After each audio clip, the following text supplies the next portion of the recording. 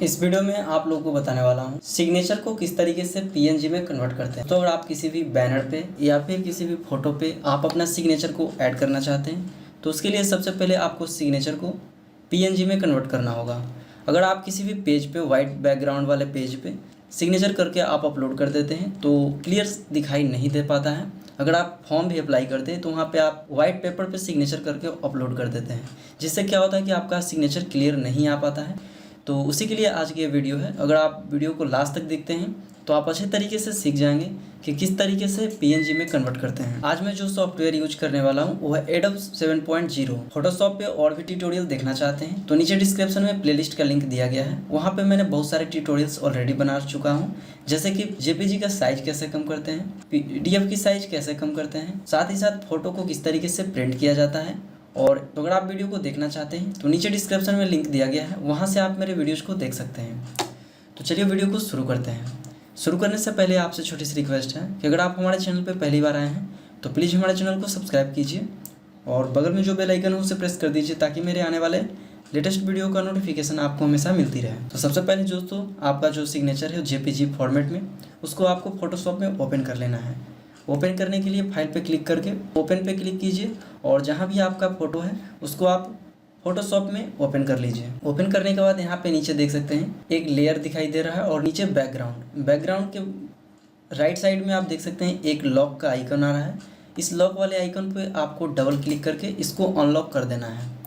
इस पर जैसे ही ओके प्रेस कीजिएगा तो आपका जो इमेज का बैकग्राउंड है वो हमारा ओपन हो जाएगा, उसे आप चेंज कर सकते हैं।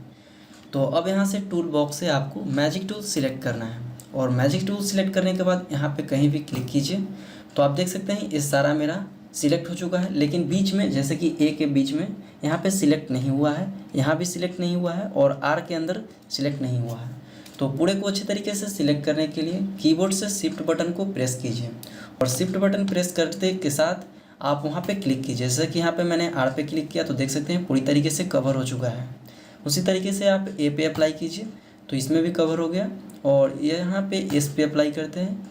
उसके बाद इसमें ए पे और यहाँ पे आर पे क्लिक करने के बाद दोस्तों यहाँ से डिलीट बटन को कीबोर्ड से डिलीट बटन को प्रेस कीजिए तो आप देख सकते हैं यहाँ से मेरा रिमूव हो चुका है। और ऊपर में यहाँ पे देख सकते हैं अच्छे तरीके से रिमूव नहीं हुआ है।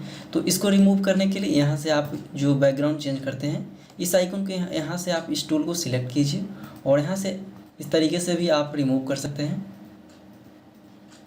तो चलिए मैं इसको क्लिक करके और डिलीट बटन को प्रेस करते हैं। तो डिलीट बटन को जैसे ही मैंने प्रेस किया तो यहाँ से देख सकते हैं सारा जो मेरा बैकग्राउंड था वो रिमूव हो चुका है। और अब इसे हम सेव करते हैं। सेव करने के लिए फाइल पे क्लिक कीजिए और यहाँ से सेव एज पे क्लिक कीजिए।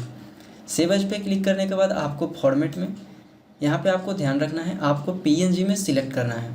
आपका अगर जेपीजी या फिर पीडीएफ सिलेक्ट होगा तो आप यहाँ से चेंज करके ड्रॉप डाउन बॉक्स पे क्लिक करके आप पीएनजी सिलेक्ट कीजिए। उसके बाद सेव कीजिए, आप कहाँ पर सेव करना चाहते हैं। चलिए मैं डेस्कटॉप पे सेव करना चाहता हूँ। डेस्कटॉप पे सिलेक्ट करने के बाद यहाँ पे सेव पे क्लिक करता हूँ। इसका आप नाम चेंज कर सकते हैं। चलिए मैं वाई इसको दे देता हूँ और उसके बाद सेव करते हैं और ओके। तो दोस्तों आप मेरे स्क्रीन पे देख सकते हैं वाई नाम से यहाँ पे एक, तो दोस्तों यहाँ पे देख सकते हैं वाई नाम से एक मेरा फाइल सेव हो चुका है। ये मेरा पीएनजी फॉर्मेट में है। कैसे पता चलेगा कि पीएनजी फॉर्मेट में है या जेपीजी में, तो इस पर राइट क्लिक करने के बाद यहाँ पे आप प्रॉपर्टीज पे क्लिक कीजिए। तो प्रॉपर्टीज पे यहाँ पे देखेंगे आपको इस यहाँ पे टाइप ऑफ फाइल में यहाँ को पीएनजी यहाँ पे शो होगा।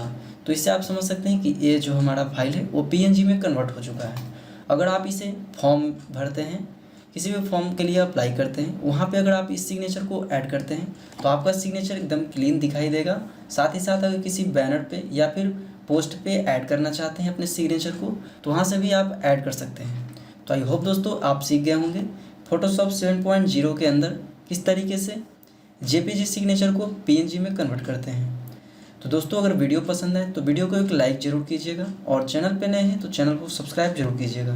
फिर मिलते हैं ऐसे ही वीडियो के साथ, तब तक के लिए धन्यवाद।